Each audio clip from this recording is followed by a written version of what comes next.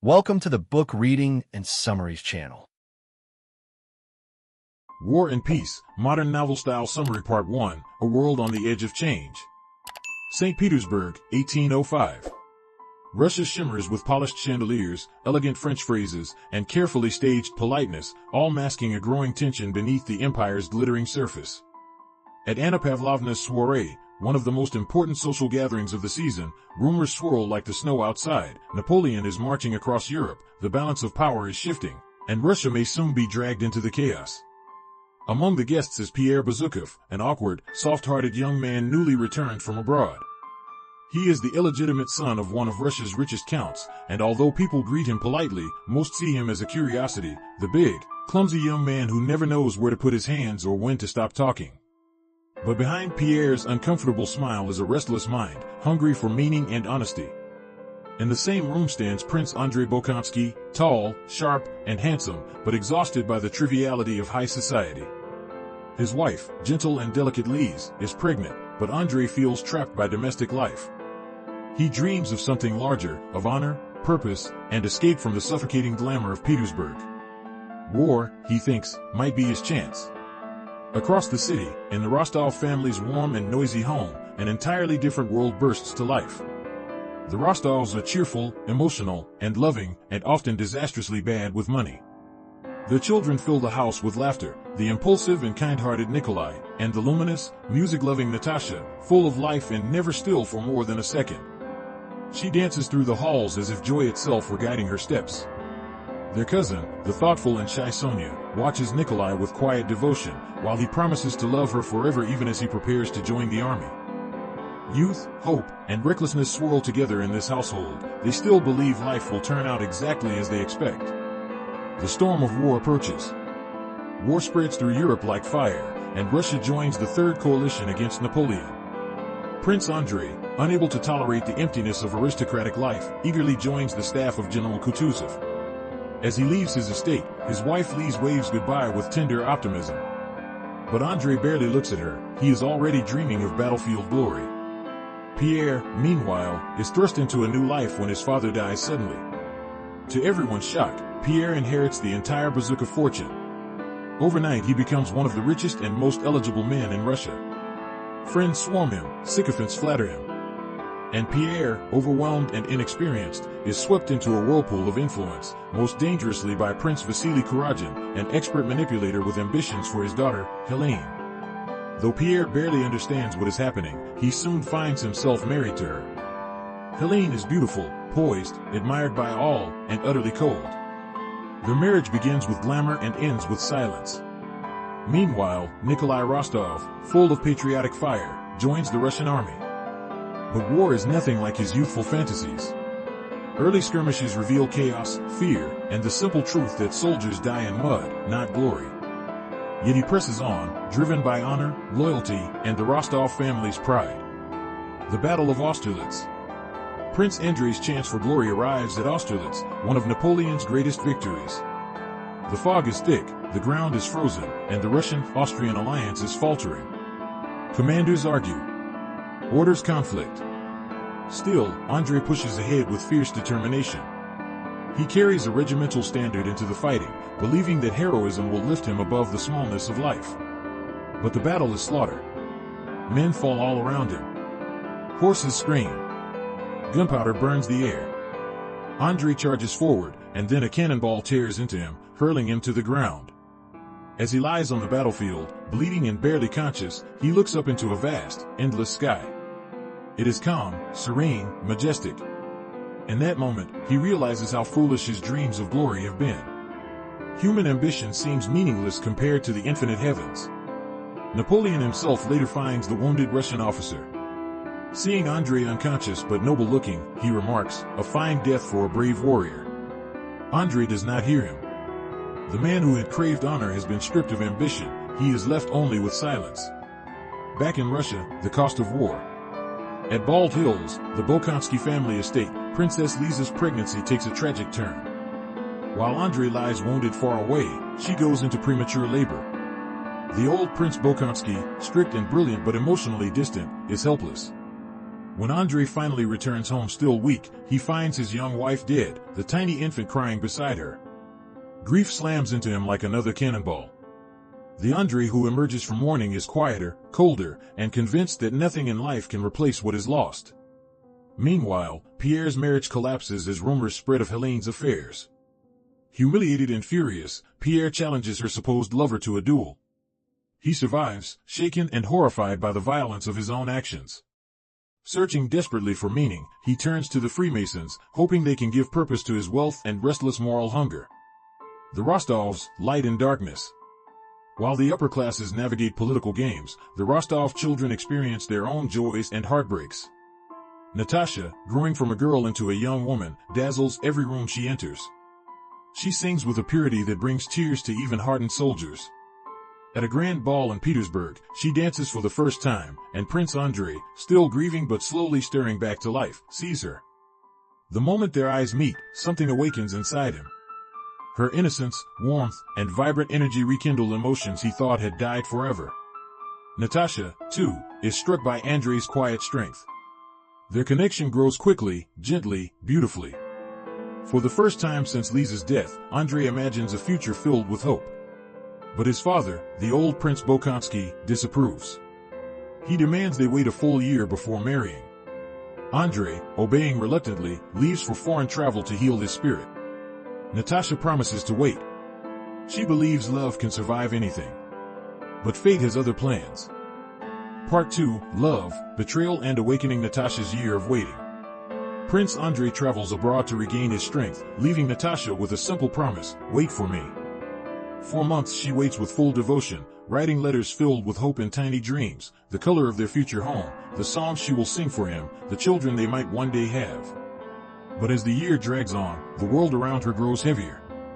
The Rostov family's finances collapse, debts pile up like winter snow. Her mother grows anxious, her father reckless, and the once lively household begins to show cracks. Natasha herself feels lonely. She is 17, restless, sensitive, and eager for life. Andrei's long silence begins to feel like abandonment. She does not stop loving him, but her spirit becomes vulnerable. Enter Anatole Kuragin. Anatole, a beautiful lie. Anatole is everything dangerous wrapped in a charming smile. Handsome, careless, seductive. Prince Vasily's son, Helene's brother, and a man who sees love only as a game. When he meets Natasha at the opera, he sees a challenge, the innocent, beautiful girl engaged to a nobleman far away. Natasha, overwhelmed by attention and the glamour of Petersburg, mistakes his flirtation for passion. Anatole sends secret letters, slips roses into her rooms, whispers that he cannot breathe without her. She believes him. Her world crashes forward in dizzying speed. He urges her to elope, to leave her family, to abandon Andrei, to run away with him under cover of night. Except, Anatole is already married. He hides this truth without shame. The night of the elopement, Natasha's heart pounds as she prepares to run away. Her maid helps her pack quietly. The carriage waits in the shadows. Everything is arranged. But Sonia, loyal and terrified, discovers the plan. She confronts Natasha, spills the secret to the household, and the elopement is stopped minutes before it happens. The truth about Anatole rapidly unravels. He is married. He lied about everything. He intended to ruin Natasha's future for sport. When Natasha learns this, the betrayal shatters her. She collapses into tears, shame, and self-loathing. She tries to drink poison. She nearly succeeds. The lively, joyful Natasha Rostova disappears. In her place remains a quiet, pale girl who believes she has destroyed her own life. Andrei returns. Just as Natasha lies recovering, Prince Andrei returns to Moscow, hopeful and excited for their reunion. He discovers the scandal instantly. His face turns cold, all affection freezes into bitterness. He refuses to forgive her. He tells Pierre, "She is nothing to me now," and leaves Moscow. Natasha is crushed. Her family is ashamed. Society whispers. Invitations disappear. And in that darkest hour, Pierre Bezukhov steps quietly into her life. Pierre and Natasha, a new dawn. Pierre visits Natasha, not to judge her, but to comfort her. He sees her suffering, her remorse, her fragile quietness. For the first time in the entire novel, Natasha is stripped of glamour, innocence, and illusions, and Pierre sees her pure soul underneath. But Pierre also feels something else, something he has long been afraid to acknowledge. He loves her. Not with the reckless desire of Anatole, nor the proud intensity of Andrei, but with deep, steady affection. Natasha brings light to his life, and her sorrow awakens Pierre's own longing for meaning. He is moved but remains silent. He knows she is in no state for love, and he respects her too much to burden her.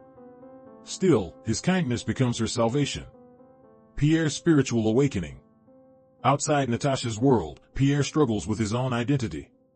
His marriage to Helene is a husk. They live separately, together only in name. She shines at balls like a flawless diamond, admired, hollow, and manipulative. When rumors of her affairs become undeniable, Pierre loses control and nearly kills a man in a duel. Burdened by guilt and confusion, he turns not to parties but to spirituality. Through Freemasonry he seeks moral clarity. Through acts of charity, he tries to find purpose.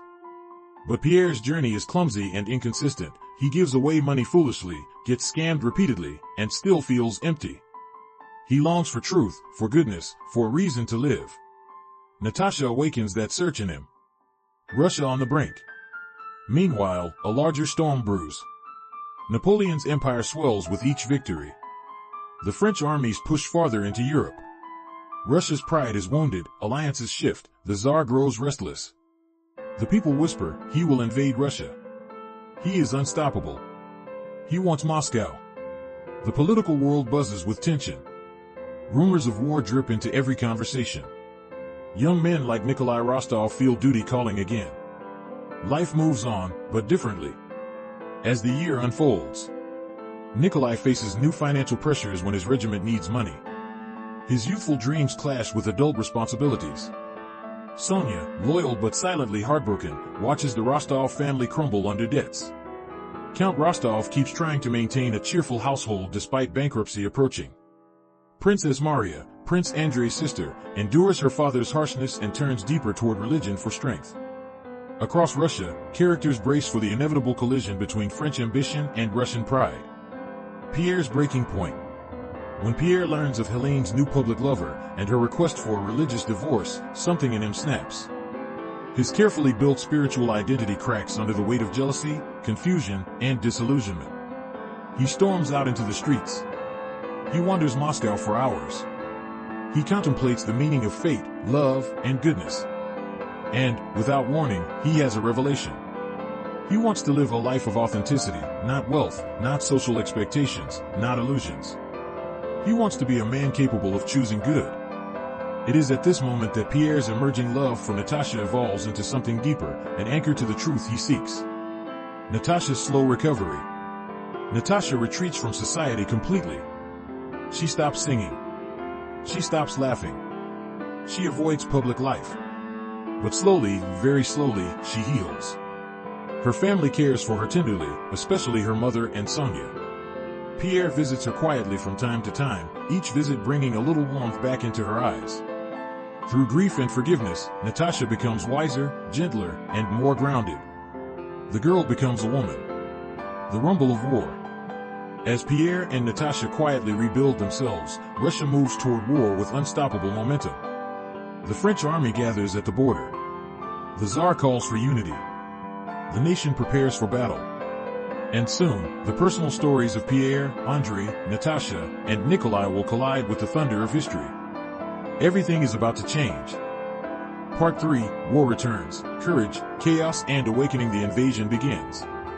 In 1812, history stops whispering and begins to roar. Napoleon invades Russia with the largest army Europe has ever seen. A machine of men and horses, banners and cannons, stretching beyond the horizon. The news hits Moscow like a cold wind. Mothers panic, officers rush to report for duty, and the aristocracy argues endlessly. Should Russia retreat? Should it fight? Is Napoleon a genius or a demon? For the first time, the war becomes real. Nikolai Rostov, already hardened by previous campaigns, feels the pull of duty and pride. He returns to the regiment with newfound seriousness. The carefree boy is gone, a responsible man takes his place. Pierre watches the patriotic fervor from his mansion window and feels strange envy. Others have purpose. Clear purpose. He has only questions. Natasha, recovering slowly, senses the world shifting. Her personal heartbreak is suddenly small compared to the storm gathering at Russia's borders. Andrei returns to war. Prince Andrei, still wounded by Natasha's betrayal, buries his heart under cold determination. When the War Council calls for leaders, Andrei answers. Not for glory. Not for the Tsar. But because pain needs an outlet, and war is the easiest one to find. He leaves his young son in the care of Princess Maria and joins the army with a fierce, quiet resolve. He avoids high society, avoids gossip, avoids emotional connection. His heart is a locked room. But fate still moves on the battlefield. He is assigned to Prince Bagration's forces and soon becomes a respected commander. Yet even amid military planning, Andrei cannot escape thoughts of Natasha.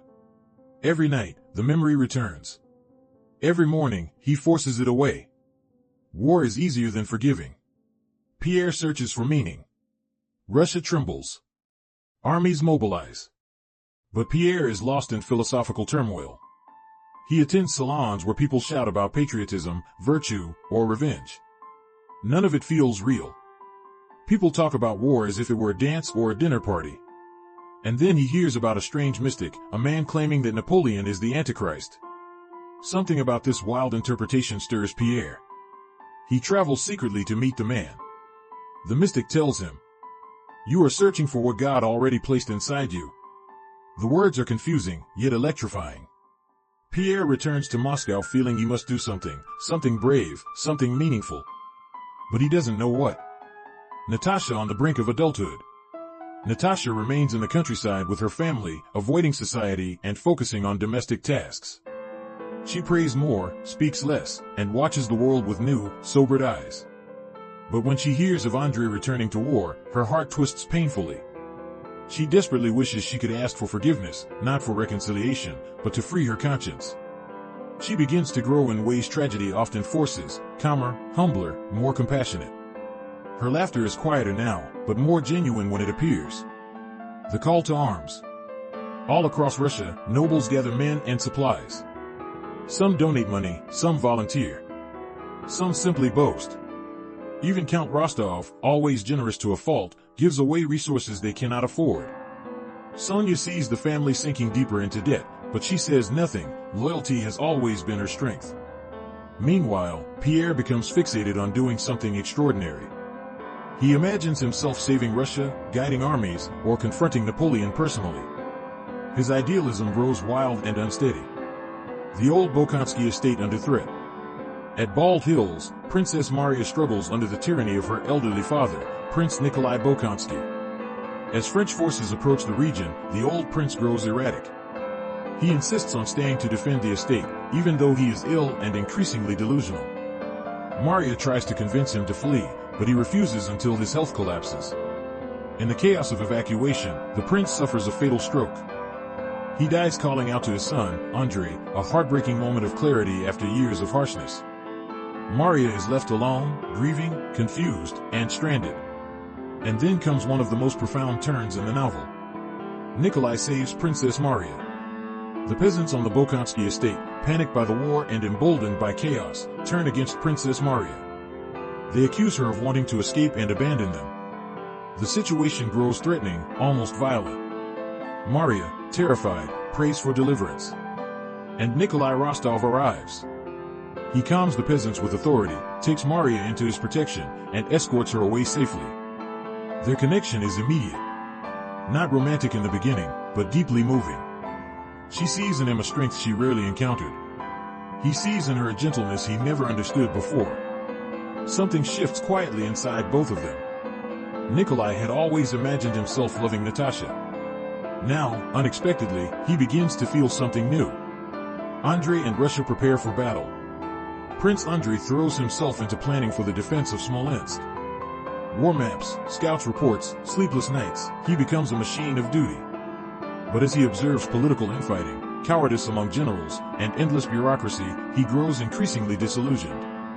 Still, he fights on. He writes letters to his sister. He trains his division. He feels his heart harden further, layer by layer.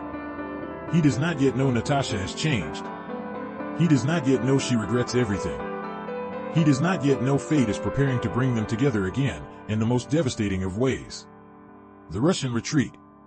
Napoleon advances rapidly. Cities burn. Villages empty. Roads filled with refugees. Russian forces fall back under pressure. The retreat is strategic, but painful. Russia bleeds to save itself. Andrei watches towns destroyed. Nikolai sees young soldiers dying from hunger before bullets reach them. Pierre, still in Moscow, becomes obsessed with the idea of sacrificing himself for the country. Everything feels like the world is tipping toward disaster. Pierre's dangerous idea. Pierre finally forms a plan, a reckless, naive, and utterly sincere mission. He decides he will assassinate Napoleon. He believes fate, destiny, God, or something beyond comprehension has chosen him. He buys a pistol, rehearses scenarios, and begins to wander Moscow in disguise. He is no soldier. He is no spy. He is simply a good man, blinded by desperation for purpose. This is the most dangerous moment of Pierre's life, and the one that will ultimately throw him into the heart of the war. The stage is set. As Part 3 closes, the story reaches a boiling point. White heavy checkmark Napoleon's forces march deeper into Russia. White heavy checkmark Smolensk burns. White heavy checkmark Moscow prepares to be abandoned. White heavy checkmark Natasha regains strength. White heavy checkmark Maria and Nikolai feel the first sparks of love. White heavy checkmark Pierre steps into a destiny no one expects. White heavy checkmark Andrei prepares for his final battle. Everything, love, war, fate, duty, is converging at a single point. Borodino. The battle that will break Russia and shape every major character forever. Part 4, Battle, Fire and Transformation. Borodino, the day the earth trembled. It is September 1812. The Russian army prepares for the inevitable clash with Napoleon near the village of Borodino. The morning air feels heavy, as if the sky itself knows what is coming. Tens of thousands of soldiers take position. The ground is damp. Horses snort nervously. Cannons stand like sleeping beasts waiting for a spark to wake them. For Russia, this is more than a battle. It is the line in the sand. It is survival. Andrei's final march into war. Prince Andrei returns to active command with a strange calmness. He feels something shifting inside him, a sense of destiny, maybe acceptance. Watching his men prepare for battle, he realizes how absurd hatred is. The French soldiers across the field are just like the Russians, tired, frightened, and hopeful. Andrei thinks of Natasha. He still loves her. And it shocks him how much. He writes a letter to his sister Maria. He considers writing one to Natasha but stops. The wound is still tender. Then the cannons begin. The battle explodes. Borodino is not a battle, it is a furnace. The earth shakes. Entire hillsides vanish under smoke. Men fall in waves, like frozen wheat fields collapsing in a storm. Andrei's brigade is hit brutally. Shrapnel flies. He shouts orders until his voice is a rasp. Blood pools in the trenches. Then a cannonball rips through the air, and Andrei feels himself thrown backward. He collapses. One moment he is standing. The next he is staring at the sky, unable to breathe. He touches his side. Blood. Lots of it. Andrei's vision. As he lies on a stretcher among other wounded soldiers, delirious and half-conscious, Prince Andrei drifts into a kind of spiritual clarity. He sees Anatole Kuragin, the man who betrayed him with Natasha, lying nearby with his leg blown apart. And Andrei feels compassion. Not envy. Not hatred. Compassion. A wave of forgiveness washes over him, softening all the hardened places inside. He realizes something profound. Love is bigger than pride. Bigger than betrayal. Bigger than war. This moment transforms him completely. Pierre enters the battlefield. Meanwhile, Pierre, who had come to Borodino not as a soldier but as a confused would-be hero, wanders through the battlefield in civilian clothes. He witnesses horror and courage up close. A young officer dying he tried to help. A soldier joking through his pain. Men fighting with a desperate resolve he cannot begin to understand. War strips away every illusion he had. He is not a hero. He is just a man. And yet, everyone he meets treats him with unexpected kindness, because in chaos, simple goodness becomes rare and precious.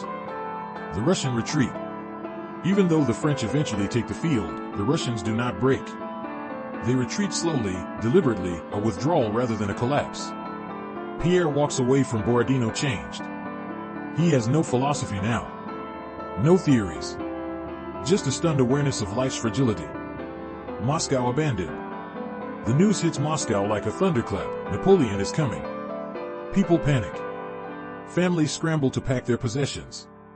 Carriages jam the roads. The city becomes a vast river of fear and confusion. Pierre remains behind, obsessed with his private mission, assassinate Napoleon. Natasha and her family prepare to flee. Their houses once filled with music and laughter now echo with frantic footsteps. Part 5, Ashes, Return, and Awakening. The war that shattered Russia begins to fade like smoke, leaving behind a landscape of broken families, broken cities, and broken hearts. But out of this ruin, new beginnings quietly take root. Natasha in the shadow of loss. After Prince Andrei's death, Natasha withdraws completely from the world. The vibrant, energetic girl who once danced effortlessly through ballrooms now speaks in whispers and walks as if carrying invisible weight. She rarely smiles. She rarely sings. She rarely eats. Her family worries but knows this grief is uncharted territory. Natasha has loved deeply, and so she mourns deeply. Princess Maria, also grieving her brother, becomes Natasha's closest companion. Together, they share silent walks, quiet prayers, and a gentle understanding that doesn't require words. For Natasha, this sorrow becomes a kind of purification. The superficial dreams of romance, glamour, and excitement melt away. Something calmer begins to grow inside her. Slowly, she changes.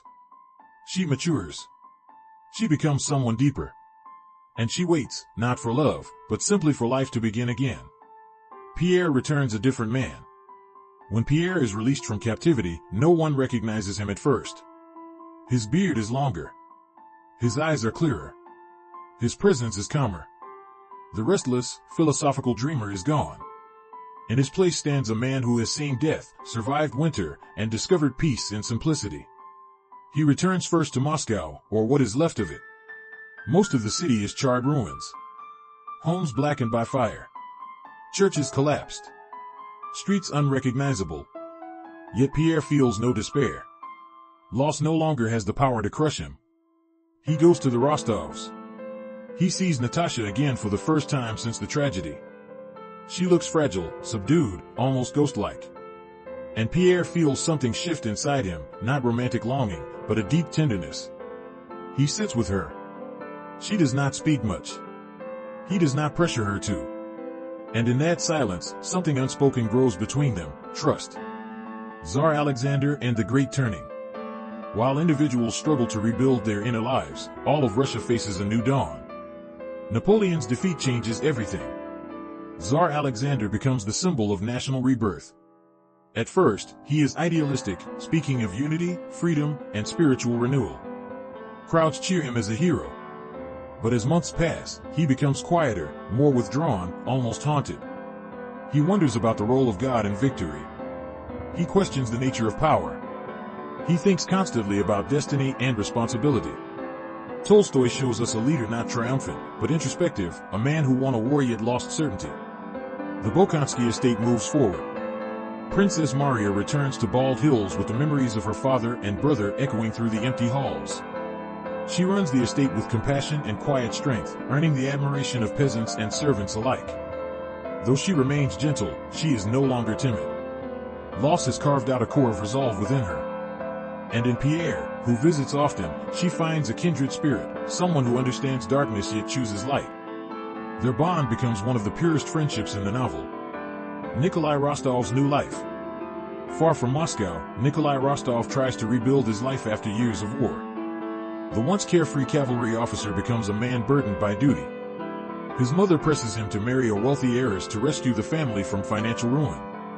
But Nikolai cannot bring himself to marry for money. The idea disgusts him.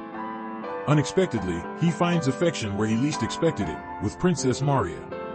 Their relationship grows slowly, born not of passion but of mutual respect, gratitude, and gentle admiration.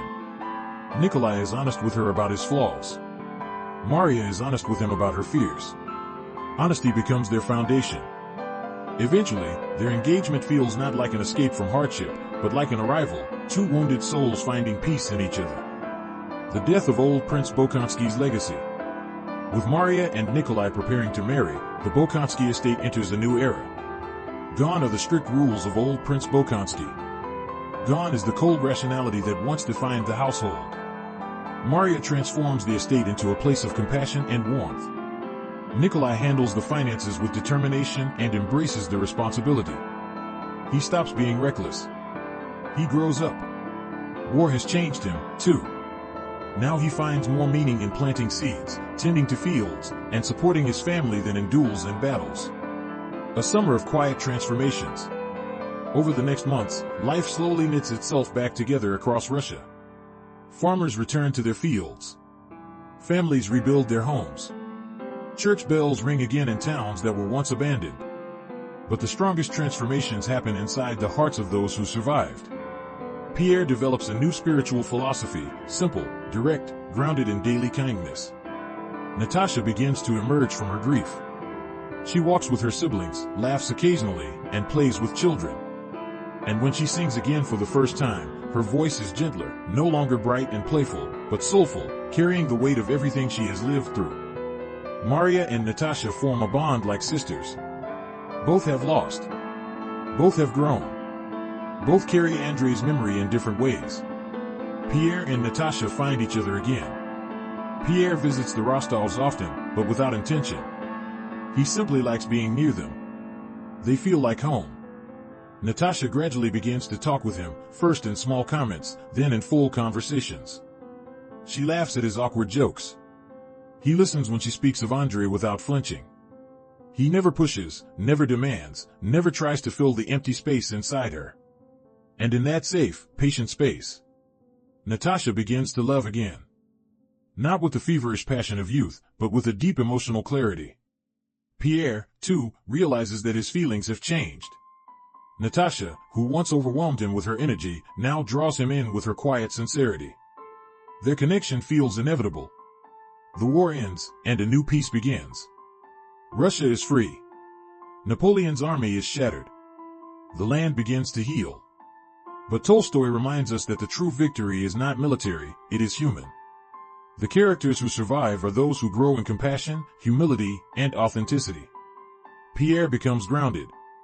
Natasha matures. Maria finds love.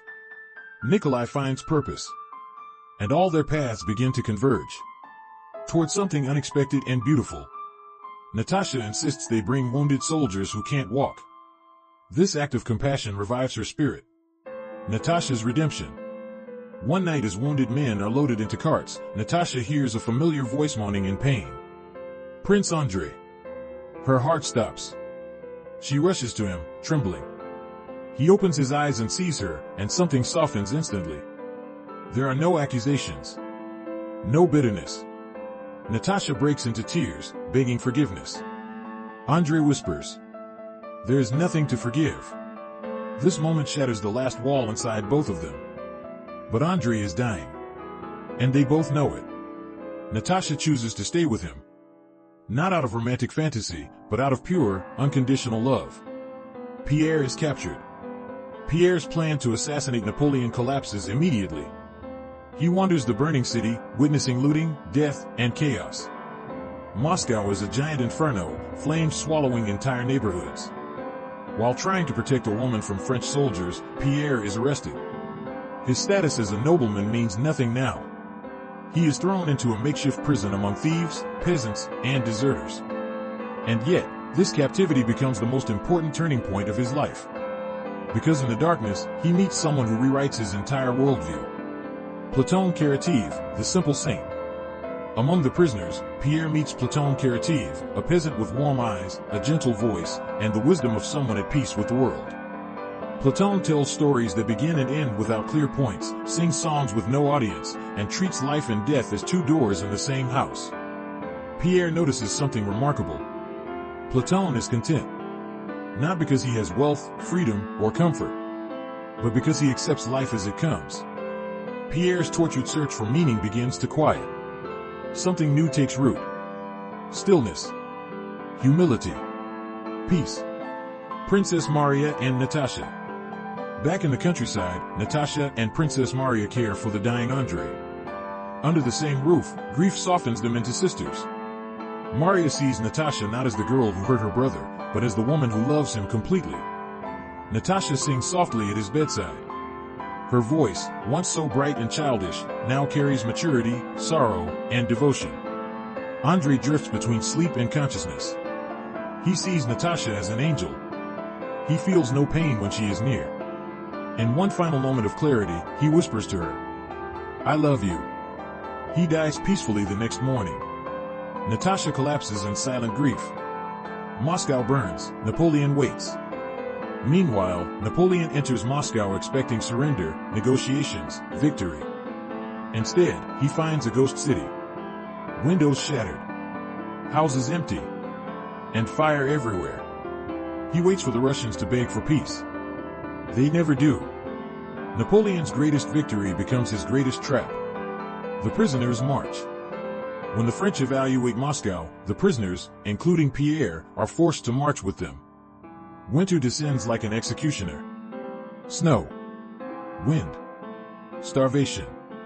Men die nightly. And when Platon Karateev falls ill and can no longer walk, a French soldier kills him casually, like putting down an animal. Pierre breaks inside. But not in despair, in surrender. He realizes life itself is a fragile miracle, not something to understand, but something to experience. In that moment, he becomes whole. The French collapse. Napoleon's army begins its infamous retreat. The invincible machine becomes a trail of corpses. Frozen soldiers. Starved horses. Abandoned cannons. The Russian winter finishes what the Russian army began. Pierre is eventually rescued by Russian forces. He emerges gaunt, silent, and wiser than he ever imagined he could be. Part 4 ends with 3 lives changed forever. White heavy checkmark Andrei dies healed, embracing love. White heavy checkmark Natasha becomes a woman shaped by loss. White heavy checkmark Pierre survives captivity, transformed from within. Russia has survived the storm. Now comes rebuilding and rebirth. Part 6, Love after ruin, peace after chaos. Out of war's devastation, a quieter, more intimate world begins to form, one shaped not by battles, but by choices, responsibilities, and the slow rebuilding of human hearts. Pierre's new purpose. Pierre, newly transformed by his captivity and inner revelations, tries to step back into normal life, but the world no longer feels familiar. He looks at aristocratic salons with confusion. The old conversations about fashion, money, and social reputation feel hollow. He can't pretend anymore. And yet, he knows he must live in this world, not escape it. He begins supporting charitable causes quietly. He offers financial help to wounded soldiers. He helps the Rostovs manage their debts without making them feel humiliated. This version of Pierre, calm, thoughtful, stripped of ego, becomes someone people trust instinctively. But he still feels a pull inside him, something unresolved, until Natasha enters his life again. Natasha begins to heal. 4 months after Andrei's death, Natasha drifts through life in muted colors. The brightness that wants to find her feels buried under layers of grief. But the human spirit has a way of slowly resurfacing. She helps her mother with household tasks. She plays with her younger siblings. She talks with Princess Maria about love, suffering, and the strange ways life redirects itself. Most importantly, she begins to understand something crucial. Sorrow doesn't erase love, it deepens it. Natasha starts to sing again. Her voice is softer, richer, touched with melancholy. Pierre hears her once by accident, and something in him cracks open. She is no longer the impulsive girl he once knew. She is a woman shaped by heartbreak and wisdom. Pierre feels drawn toward her not because she is radiant, but because she is real. The Rostov family's turning point. The Rostovs are nearly ruined financially. Their generosity during the evacuation of Moscow, feeding soldiers, giving away provisions, has left them deep in debt. Count Rostov is aging fast, overwhelmed by guilt for failing as a provider. Nikolai, now the most responsible member of the family, tries desperately to keep them afloat. He becomes a manager, a bookkeeper, a negotiator, a son carrying the weight of an entire estate. But the pressure is crushing.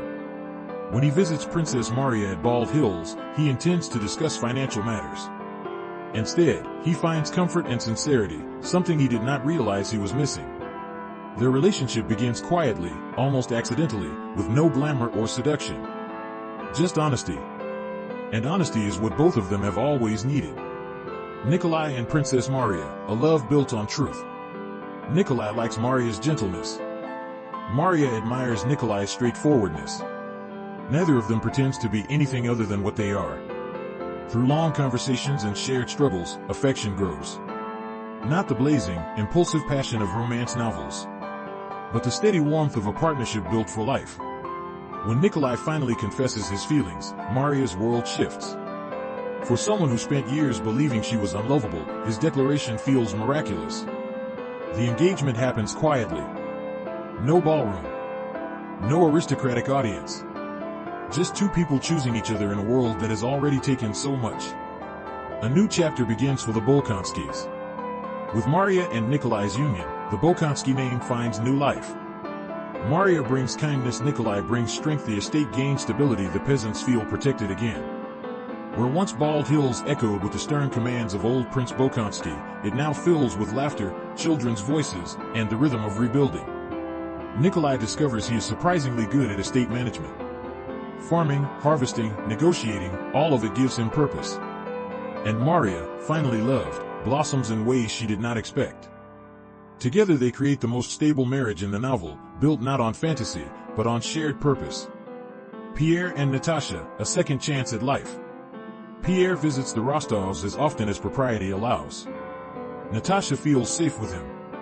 She opens up. She talks about her fears, her guilt, her memories of Andrei. And Pierre listens without judgment, without trying to replace anyone, without needing to be anything more than a supportive presence. Over time, Natasha realizes that Pierre's gentleness is exactly the thing her heart can trust. He doesn't overwhelm. He doesn't demand. He offers space, and love grows in space. One evening, while they sit quietly together, Natasha rests her head against his shoulder. Pierre freezes, then relaxes. No words are spoken. Something shifts permanently. A few weeks later, they are engaged. Their happiness is not dramatic. It is calm, mature, rooted in everything they have lived through. Natasha becomes the heart of Pierre's world. Pierre becomes the anchor Natasha has always needed. The end of an era, with both families finding stability. Maria and Nikolai married Natasha, and Pierre engaged the war behind them, Moscow rebuilding Russia at peace. Tolstoy shifts the tone of the story. The sweeping battles, political debates, and philosophical storms give way to a quieter domestic world. This is intentional. War shows how fragile life is. Peace shows how precious life is. The characters, once scattered across Russia and Europe, now draw inward, forming the interconnected family lines that will shape the final chapters of the novel. Pierre's spiritual rebirth. Pierre's suffering has transformed him, but he still needs a direction. He begins exploring ideas, freedom, equality, the purpose of life, and gathers friends who are eager for progress in the wake of national victory. Tolstoy hints that something huge is brewing in Pierre's mind. An idea. A movement. A mission. He feels restlessness again, but this time it's the restlessness of hope. He wants to make Russia better. Not through war. Not through politics. But through people. The seeds of the future Decembrist ideals begin forming in his thoughts. Natasha, from girl to woman. As Natasha prepares for marriage, she enters a new stage of adulthood. The flirtatious child who once chased music and excitement is gone. In her place stands someone wiser, stronger, deeply intuitive. She manages the household. She protects the younger Rostov children. She cares for her mother with tenderness. She becomes the emotional center of her family. And for the first time, she feels grounded. The calm before the final transformation. By the end of this segment, the war is over. The families are rebuilding. The old world is dying. A new generation is rising. But Tolstoy is not finished. A profound philosophical shift is coming, a final transformation that will redefine the meaning of the entire novel. The story is about to change again. From rebuilding to becoming. Part 7, A New Russia, A New Generation. Peace has settled over Russia like a long exhale after years of turmoil. But peace does not mean stillness. In the absence of war, people change, relationships deepen, ambitions shift, and a new social and political consciousness begins to grow. This part of the story focuses on transformation, the formation of families, the reshaping of identities, and the quiet beginnings of political rebellion. The Rostov-Bolkonsky Union. Nikolai and Maria settle into their life together at Bald Hills, creating a household defined by harmony, purpose, and quiet devotion. Mary's blossoming. Maria, once anxious and overshadowed by fear, becomes confident in her role as wife and mother. Her natural kindness now has room to flourish. Her inner light steadies everyone around her. She brings gentleness to the estate, balancing the strictness of the old Bolkonsky traditions with her own warmth. Nikolai is master of the estate. Nikolai discovers something surprising about himself: he loves responsibility. Managing the estate gives him the satisfaction that military glory never could. He becomes a fair and respected landowner, a provider for his extended family, a loyal husband, a man committed to the future rather than nostalgia for past heroics. His growth is among the most grounded and realistic in the novel. The children. Children arrive quickly, filling Bald Hills with laughter. Their presence symbolizes a new beginning. The Bolkonsky legacy continues, but without the fear and harshness of the old prince's rule. Pierre and Natasha, a family of fire and warmth. Pierre and Natasha marry, forming one of the most emotionally rich partnerships in Russian literature. A marriage of soulmates. While Maria and Nikolai's relationship is steady and orderly, Pierre and Natasha's is alive, messy, intimate, and vibrant. Natasha throws herself into marriage with total commitment. Pierre, at last, has a home, not just a house, but a place where he feels understood. Their marriage is warm, passionate, and full of talk, ideas, arguments, laughter, and endless energy. Natasha, who once dazzled ballrooms, now dazzles Pierre alone. Pierre is a father. Pierre's transformation continues. Fatherhood softens him even further. He becomes patient, playful, attentive, everything his own neglected childhood never gave him. Natasha as a mother. Motherhood becomes Natasha's entire world. Her youthful impulsiveness transforms into focused devotion. She sings her children to sleep. She watches them constantly, proudly, lovingly. She guards them like a lioness. Some readers criticize that Natasha shrinks into domestic life, but Tolstoy presents this as her truest happiness, a return to the pure emotional essence that always defined her. The intimate worlds of two households. Tolstoy now contrasts the two families, not as opposites but as two valid expressions of love and fulfillment. Nikolai and Maria's home. Structured, peaceful, financially stable, based on mutual respect. Pierre and Natasha's home. Emotionally intense, chaotic but warm, filled with intellectual conversations guided by spiritual searching. The two families visit each other often, creating a tight-knit network of affection and support. Their children grow up together. Their lives intertwine. Tolstoy wants us to see the future of Russia not in politics, but in the bonds of family, the foundation of society. Old friendships and new ideas. Several secondary characters reappear and find new meaning in their post-war lives. Denisov. The charming hussar loses some of his glory but gains perspective, becoming a loyal friend to the Rostovs. Sonia. Still unmarried, still self-sacrificing, she becomes a permanent member of the Rostov household, a sterile flower, as Tolstoy writes. Her devotion is touching but tragic. Princess Maria and Natasha. Their friendship becomes one of the emotional cores of the later chapters. Each admires in the other what she herself lacks. In this peace-filled world, relationships matter more than battles ever did. Pierre's awakening, the Decembrist spark. Even as he enjoys stability, Pierre feels a stirring inside him, the sense that Russia must change. The injustice of serfdom, the corruption of officials, the suffering of the poor all weigh on him. He begins hosting gatherings at his home. Intellectual discussions, debates about reform, conversations about freedom and governance. These meetings become the seeds of a political circle, one that history will later know as the foundation of the Decembrist movement. Pierre is not a revolutionary in the violent sense. His vision is moral, philosophical, hopeful. He believes, if good, educated people unite, Russia can evolve peacefully. But he knows the risks. The Tsar's influence remains powerful. Reformers are watched. Still, Pierre feels a duty, one born not of impulsiveness, but of deep reflection. Natasha and Pierre, a new balance. Natasha senses Pierre's growing restlessness. She worries at first, fearing it will take him away from home or put him in danger. But Pierre reassures her. I want our children to live in a better Russia. And Natasha, evolved and anchored by motherhood, learns to trust this new purpose. Their marriage weathers this shift gracefully. Natasha supports him, even if she doesn't always understand the political details. She knows Pierre's heart. He does nothing for vanity, only for conscience. The quiet revolution of daily life. A major theme now emerges. History is shaped not just by wars, but by families. Pierre teaches his children compassion. Natasha teaches them loyalty. Maria teaches them humility. Nikolai teaches them responsibility. Tolstoy shows us that the future of a nation is built in nurseries, dining rooms, conversations among parents, and choices made in love. This is the peace of war and peace, not the absence of conflict, but the creation of meaning. The shadow of history. Even in this calm period, Tolstoy hints that greater upheavals lie ahead. The Decembrists. Political unrest. The next generation facing decisions even heavier than their parents. Pierre feels it. Nikolai senses it. Even Natasha feels an intangible tension in the air. But for now, they live in the light, a golden moment between eras. A society transforming itself. Russia changes in subtle but powerful ways. The war created new heroes.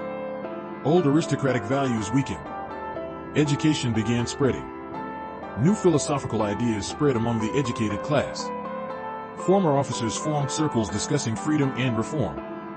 Pierre, with his history of searching for meaning, becomes a central figure in these quiet cultural shifts. He steps into a role he never expected, not a knight, not a hero, not a mystic, but a thinker shaping the future. Life moves forward. Children grow. Marriages deepen. Work continues.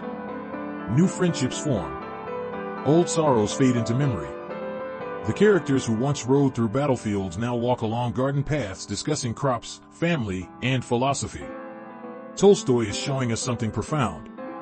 Peace is not boring, it is where human beings actually grow. Part 8, The Next Generation Rises. Years pass, and the world reshapes itself. The Great War that once defined every life now feels distant, almost legendary. But the future is being built quietly, inside homes filled with children, laughter, lessons, and the everyday dramas of family life. This part of the story focuses on transition, the shift from epic conflict to the intimate, personal battles of raising children and defining identity in a changing society. The households evolve. Two great houses, the Rostovs and the Bolkonskys, continue to anchor the narrative. Pierre and Natasha's household. Their home is loud, warm, emotional, and full of life. Pierre, once a prisoner of philosophy and doubt, now revels in the noisy affection of family. Children tug at his coat. Natasha scolds or laughs or sings. The kitchen is always busy. Friends and political thinkers come and go. There is a constant hum of life, like a beehive of energy and renewal. Pierre's fatherly wisdom. Pierre teaches his children compassion, curiosity, equality, a distrust of cruelty. He speaks to them like small thinking beings, not just children. He tells them stories of the past, not glorifying war, but emphasizing courage, kindness, and truth. Natasha is the heart of the home. Natasha is the gravitational center of the household. Everything orbits around her energy. She knows every detail of the children's activities. She cares deeply, sometimes excessively.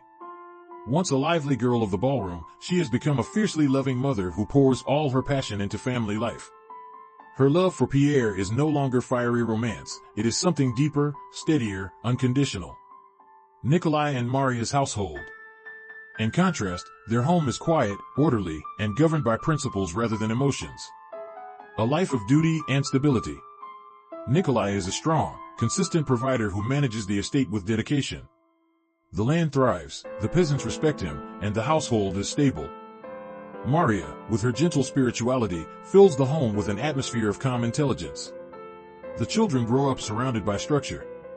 Daily lessons, prayers, routines, rules balanced by affection. The bond between families. Despite their different temperaments, the two households are deeply connected. Pierre and Natasha visit often. Maria and Natasha become as close as sisters. Their children grow up as cousins in spirit. Tolstoy shows how true family extends beyond blood. It is formed through bonds of affection, shared suffering, shared joy. A new detail, the children's perspective. Tolstoy brings in the voices of the next generation. We glimpse Nikolai and Maria's serious, thoughtful children, Pierre and Natasha's lively, imaginative ones. Their innocence contrasts sharply with the hardships their parents endured.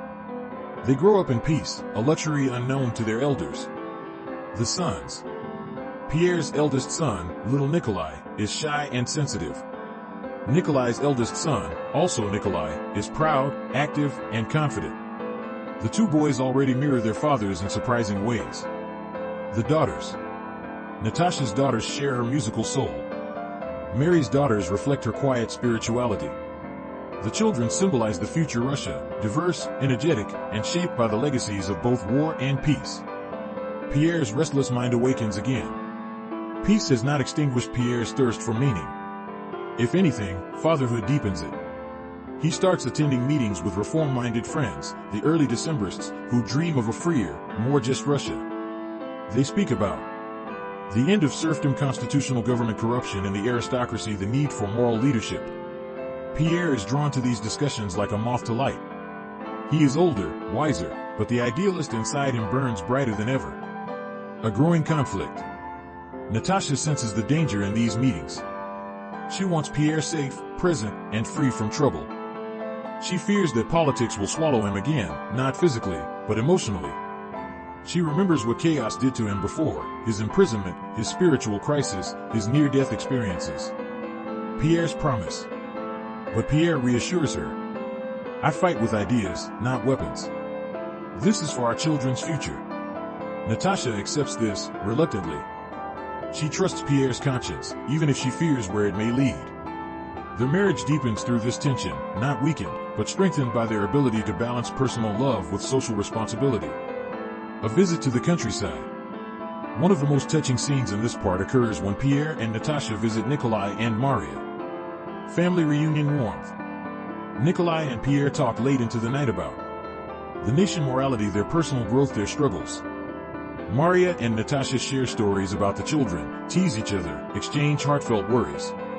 It is a picture of domestic harmony, families that have survived unimaginable loss but have built something beautiful from the ashes. This reunion symbolizes the healing of Russia itself. Nikolai's transformation continues. Nikolai's earlier impulsiveness has matured into grounded leadership. He refuses to join Pierre's political circle. Not because he disagrees, but because he believes his duty is to his land and people. To take care of 1,000 men on an estate is more useful than to dream of laws, he says. He represents the practical, conservative side of Russia, the part that changes slowly, through habit rather than ideology. Maria's inner life. Maria continues her spiritual journey. She struggles quietly with the loss of her brother Andrei, but she has found peace through motherhood, faith, and the gentle stability of her family. She sees the goodness in Pierre's dreams. She sees the danger too. But unlike Natasha, she does not fear. She accepts that every soul must walk its own path. The passing of time. Seasons turn. Children grow. Hair grays. Memories soften. Tolstoy writes these chapters like life itself. Slow, steady, profound. The days are filled with teaching children, balancing estates, visiting neighbors, small joys, small irritations, the ongoing rhythm of ordinary life. Through this ordinariness, Tolstoy elevates the everyday into something sacred. The foreshadowing of future conflict. Tolstoy ends this section with a subtle shift in tone. Russia may be at peace now, but Pierre feels the tension of coming unrest. There is a sense that the world is changing again, politically, socially, spiritually. The children, full of potential, will inherit this new world.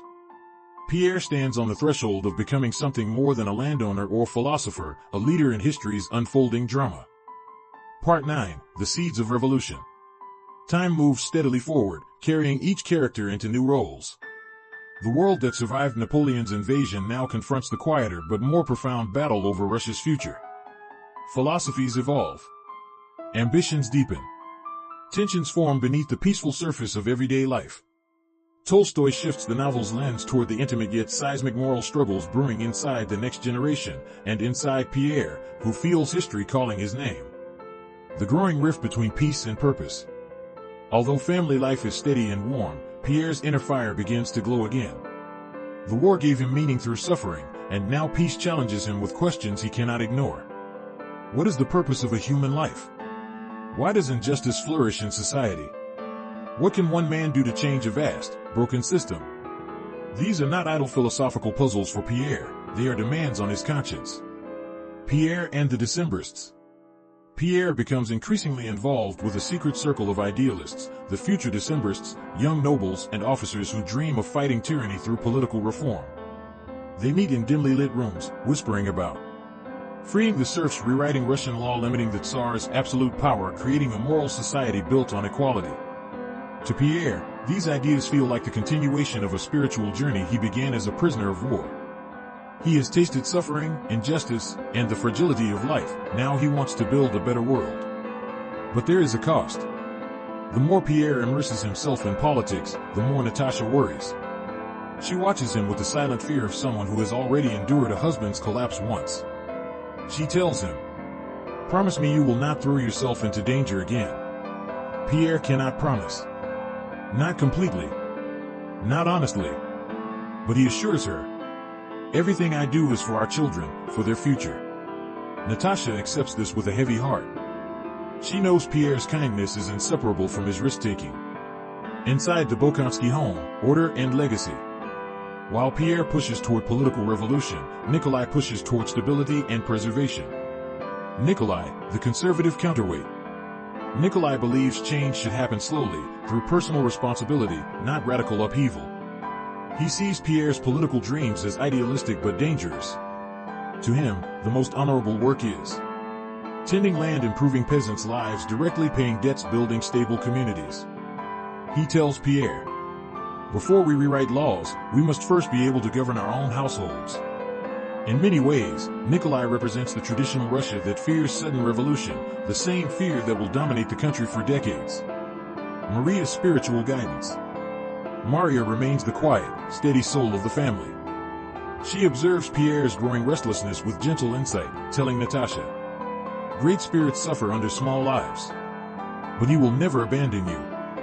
Her role becomes one of calm wisdom. She moderates conflicts, soothes fears, and offers perspective. History moves as slowly as the soul. Both require patience. The next generation begins to define itself. Tolstoy now introduces the children not as background characters but as individuals on the brink of adulthood. Nikolai and Maria's son, young Nikolai. Athletic, competitive, proud, a young man ready for action. He idolizes military heroes and dreams of glory. But his mother gently fears he carries too much of his grandfather's sternness. Pierre and Natasha's son, little Pierre, Nikolenka. Sensitive and introspective. Haunted by stories of war, fascinated by moral questions. He begins writing down thoughts like, "What makes a man good?" He worships Pierre with almost religious devotion, not as a father, but as a moral force. He dreams of being worthy of him. Tolstoy uses these boys to show the next wave of Russian youth, one drawn to military valor, the other to philosophical revolution. A quiet but crucial moment, the family gathering. This chapter is slow and domestic, but symbolically powerful. The two families reunite for a long visit. Children play loud games that shake the walls. Natasha bursts into song. Maria smiles at the chaos. Nikolai and Pierre debate politics at the dining table long into the night. It is a portrait of peace, but beneath the warmth lies a new tension. The boys are listening. The children are absorbing philosophies. The seeds of future choices are being planted. The ideals, doubts, and conflicts of their elders will shape the next generation of Russia. Pierre's vision of the future. Pierre tells the assembled family, "The next war will not be with armies. It will be a war of ideas." He speaks with the passion of a man whose faith in humanity has been tested but not destroyed. He imagines a democratic Russia, educated citizens, moral leadership, justice for the oppressed. Nikolai agrees with the goals but distrusts the method. Revolution devours the innocent, he warns. Their wives listen quietly, understanding this is not just a political disagreement, it is a philosophical fork in the road that will shape their children's futures. Sanctuary and storm. The harmony of the family gathering is so rich, so human, that Tolstoy uses it as a dramatic contrast. Outside the walls of the estate, the empire creaks under corruption, the seeds of revolt spread among youth, censorship tightens, poverty grows, idealists whisper in taverns. Inside, children laugh, floors shake with dancing, Natasha scolds and kisses, Maria quietly prays, Pierre argues passionately, Nikolai runs the estate like a kingdom. This juxtaposition is the heart of Part 9. Peace at home versus turmoil in the nation versus turbulence inside the human soul. The final foreshadowing. Part 9 ends with a chilling but exhilarating sense of what is coming. Little Pierre, Nikolenka, listens to his father and uncles talking about justice and tyranny. He watches Pierre with shining eyes and silently makes a vow. I will dedicate my life to continuing his mission. This is the moment Tolstoy uses to symbolically connect war and peace to the Decembrist movement, the failed uprising years after the novel ends. As Pierre stares into the fireplace, lost in thought about Russia's future, his son quietly prepares to follow the path that Pierre himself will soon walk. Part 10, History moves forward. We arrive at the end of War and Peace, not with a final explosion or a grand tragedy, but with a quiet turning of the wheel of history. Tolstoy shifts from intimate family scenes to sweeping historical meditation, arguing that the dramas of nations are shaped not by emperors or generals but by countless small moments, decisions, emotions, private battles, inside ordinary human lives. This last section blends philosophy, narrative, and generational transition into a final portrait of a world still healing and still searching for meaning. The torch passes to the next generation. The estate becomes a crossroads of future destinies. Children chase one another through rooms where adult conversations swirl with politics and morality. Young Nikolenka's awakening. Pierre and Natasha's son grows into a sensitive boy with a soul steeped in questions. He listens to arguments about justice, honor, and oppression until something ignites inside him. My life will matter. I will defend the good. It's not bravado. It's a quiet, burning certainty. Though he is still a child, he already senses something that Tolstoy suggests will define Russia's future. Reform must come from moral conviction, not ambition. The influence of Pierre. Pierre never lectures Nikolenka directly. His gentleness, his compassion, his moral fire, these silently shape the boy more than any sermon could. Nikolenka begins copying Pierre. The way he listens before he speaks, the way he thinks more than he reacts, the way his kindness seems stronger than force. Tolstoy uses this relationship to show how moral progress occurs. One soul inspires another. One generation shapes the next. History changes through the slow inheritance of ideals. The restlessness of peace. Peace settles over the land, but it brings a strange discomfort. War gave terrible suffering, yet it offered purpose, direction, clarity. Now peace demands deeper, quieter work. Building, reconciling, understanding, forgiving, dreaming. Tolstoy suggests peace is the harder path. It requires confronting the truth without the distraction of survival. Nikolai's practical world. At Bald Hills, Nikolai becomes the embodiment of Russian responsibility. He works tirelessly, improving the estate, organizing harvests, settling disputes, caring for peasants, stabilizing the family legacy. He admires Pierre's passion but mistrusts his political recklessness. In one of their final debates, Nikolai says, "Russia does not need ideas. Russia needs order." Pierre replies, "Order without justice is another kind of tyranny." They don't convince each other, but they part with respect, a symbol of the two halves of Russia itself. The idealistic future versus the pragmatic present. Natasha's final transformation. Natasha, once vibrant with music and wild emotion, becomes a woman whose passion is entirely directed toward family. Some readers see this as a loss. Tolstoy sees it as fulfillment. For Natasha, raising children, supporting Pierre, caring for Maria, maintaining peace in the household, is the greatest adventure, a profound and heroic calling. Her energy has not dimmed, it has simply found a new battlefield. Maria's quieter kind of courage. Maria's gentle, steady devotion becomes the anchor for everyone. Whenever tension rises, ideological, emotional, or practical, she diffuses it with a few soft words. She is the moral compass of the family. Tolstoy uses Maria to show how spiritual intelligence can shape destiny just as much as military brilliance or political ambition. Pierre embraces destiny. By the end of the novel, Pierre's role expands beyond husband and father. He joins the secret political society that will later become the Decembrists. He believes history is shaped not by rulers, but by ordinary men deciding to be brave. He does not dream of glory. He dreams of fairness. In Pierre's heart, the war with Napoleon has become something else. A war for the soul of Russia. Tolstoy does not show the Decembrist uprising directly. It occurred years after the events of the novel, but he ends with the unmistakable implication that Pierre and Nikolenko will one day be part of it. History as a living force. The final chapters shift into philosophical meditation. Tolstoy argues that Napoleon was never in control. Tsars do not direct history. Generals do not shape battles. Individuals do not command nations. Instead, history is created by millions of tiny decisions, human desires, instincts, fears, confusions, the collective will of people who don't realize their own power. He rejects the idea of great men, insisting that history is a river with no single source. Napoleon was carried by the same currents as the peasants who marched in his army. Kutuzov won not through genius but through humility. He recognized that the spirit of the Russian people mattered more than strategy. Tolstoy ends not by glorifying heroes, but by praising patience, compassion, ordinary goodness, the quiet strength of everyday people. The final scene, one era ends, another begins. The last scene brings the family together one more time, children laughing, adults discussing Russia's future, Pierre's face illuminated by the glow of ideas.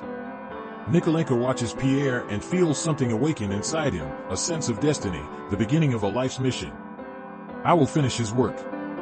This moment is quiet, almost delicate. But symbolically, it is enormous. It tells us the novel may end, but the story of Russia, and of human struggle, continues. Tolstoy refuses a dramatic ending. He gives a truthful one. Life goes on. History turns slowly. People suffer, learn, love, and grow. And the next generation carries the torch. White heavy check mark the end of war and peace. Pierre finds meaning in justice. Natasha finds meaning in love. Maria finds meaning in faith. Nikolai finds meaning in duty. Nikolenko inherits all their dreams. And through these intertwined lives, Tolstoy declares his final truth. History is not battles. History is people. History is the human soul. Subscribe to the channel to motivate us to create more useful videos.